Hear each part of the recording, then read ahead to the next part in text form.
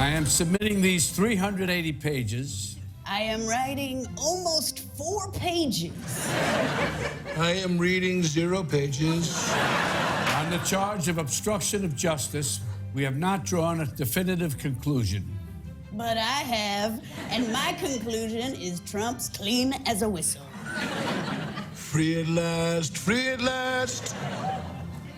As for conspiracy or collusion, there were several questionable incidences involving the president's team, but we cannot prove a criminal connection. No collusion, no diggity, and no doubt.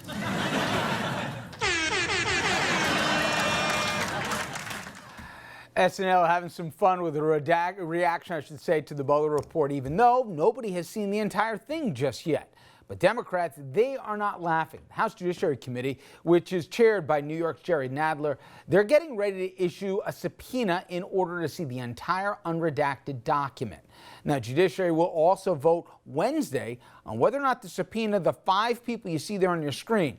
All are former White House staffers. Don McGahn was White House counsel, Reince Priebus, chief of staff, former communications director Hope Hicks, Steve Bannon, and former deputy counsel Ann Donaldson. Well, joining us now to discuss that and more, former federal prosecutor Roland Riopel. And Roland, I want to read a part of Jerry Nadler's rationale for seeing the entire unvarnished report, and this is part of an editorial he wrote. The entire reason for appointing the special counsel was to protect the investigation from political influence. By offering us his version of events in lieu of the report, the Attorney General, a recent political appointee, undermines the work and the integrity of his department. He also denies the public the transparency it deserves. We require the full report, the special counsel's words, not the Attorney General's summary of a redacted version. And to that point, I want to remind our audience, Roland, some of the reasons why the AG said redactions are necessary. He said that there could be potentially compromising sources and methods that would be there, unduly infringe on the personal privacy and reputational interests of peripheral third parties. So to that end, and some other reasons as well, who's right here? Is Barr right that there ought to be some black lines through some of the material that shouldn't be privy either to members on the Judiciary Committee, let alone the general public? Or is Nadler right that after this whole thing, we don't need a version of a report, we need the whole thing? I think the truth lies somewhere in the middle between the two views, but far closer to Congressman Nadler's view than to Mr. Barr's view, if Mr. Barr really does want to redact this report significantly. Richard, I agree with Mr. Barr that the public should not get a version of the report that includes classified information that needs to stay classified for the good of the country. But as to grand jury material and all the rest of it, it's a simple thing for Mr. Barr to go to court and get authorization to turn that over, and he should at this point. Now that Mr. Mueller has announced there will not be any more indictments, there's no reason to keep the information that was gathered by the grand jury secret. There's precedent for releasing that in both the Nixon case and the Clinton case in recent history, and therefore all that should come out. The only thing that should be redacted from the public disclosure is the classified material, and even that material should be disclosed to at least the group of 8, those congressional chairpersons of various committees who are permitted to see classified material. So the whole report should go to a limited number of congresspeople at least, and a very robust version of the report should go to all of us.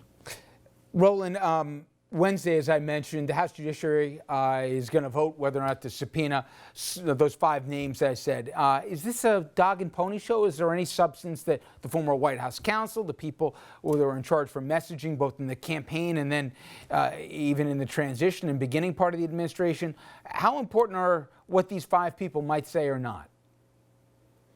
Well, we know that Mr. Mueller considered them important witnesses and spent many hours with them. So I think what Chairman Nadler is doing here is daring Attorney General Barr to redact the report and saying, look, you redact it, we're going to subpoena all the same witnesses and ask them What did Mr. Mueller ask you? What did you tell Mr. Mueller? And we're going to get this information whether or not you decide to redact the report. So I think what Chairman Nadler is doing is daring Mr. Barr to redact the report, and he's going to get the information anyway. So don't redact the report, Mr. Barr. Turn it over. You seem to subscribe to what we just heard from the congressman, which is there's an inevitability that we're going to see this thing. And he sensed there was inevitability. We're going to hear one way or the other from Bob Mueller. I would think if I spent 2 years of my life on a work product, and this is in the end going to be, if not in the top line in the first paragraph of his public service to country, that you don't want someone else's version of what your report says. You're going to want to say it yourself. Now, do you think Mueller is going to let this play out, and as long as Barr doesn't interfere, the report will speak for itself? Or do you think Mueller fully intended all along that one way or the other, he was going to tell his version of events? I think Mueller has told his version of events. It's in the report. I think if the report is released, Mr. Mueller will wait to see if somebody subpoenas him. If he's subpoenaed, he'll appear, he'll testify, he'll do his duty. But if the report's released, I don't think Mr. Mueller will feel an urgent desire or need to do anything further, and it'll be up to Congress to decide whether to subpoena Mr. Mueller to follow up on what's in the report. I think if the report's released, Mr. Mueller will stand down. If it's not released, he'll be probably more ready to testify fully about what's been redacted. I think he wrote a report because he expects the public to know things, and if somebody's trying to prevent the public from gaining the knowledge he thinks it needs, he'll be the first to step forward and testify. You know, I just got the sense, and maybe I'm wrong here because I've been wrong on so many things about this, but that I think people are spiking the football a little too early. I think when the report is released, sure, there's not going to be additional indictments, but there could be a heck of a damning narrative out there. Do you think the administration really shouldn't be doing, celebratory dances, given that they don't know what's in there in the stories and the supporting evidence necessarily that could be in that 380 plus pages? I think you're absolutely right, Richard. I think the Democrats were probably too ready to spike the ball over the fact that Mr. Mueller had subpoenaed all kinds of people, and it looked like he might, find collusion and indict everybody in Washington, D.C. So I think the Democrats probably overplayed their hand. I think the Republicans are now overplaying their hand a little bit. And I think when Mr. Mueller's report comes out, nobody's going to be entirely happy, and that's how we'll know he's come to the right conclusion. The partisans won't be happy. Yes. Finally, on a totally unrelated note, I think sports fans may be seeing much more of you. For those who don't know, Kristaps Porzingis, one-time Knicks star who has subsequently been traded, but there's an allegation out there that in February of 2018, he was involved in an alleged rape. Now, there's been a lot of other additional information. I know you can't talk too much about the case, given where we are right now, but is it declarative that your client completely denies the allegations against him? Yes, we have released a public statement denying all of the allegations against my client and pointing out the fact that my client approached the authorities 4 months ago and made a referral as to the complaining witness for extortion. It is our position that the allegations made in the New York Post are utterly false and that our client is in fact a victim.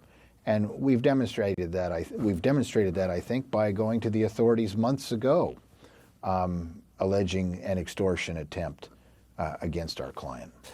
And we, of course, will be following the case, and our favorite former prosecutor is going to be involved in it. Roland, I always appreciate you making time for us. We'll keep in touch. It's a pleasure to be with you, Richard.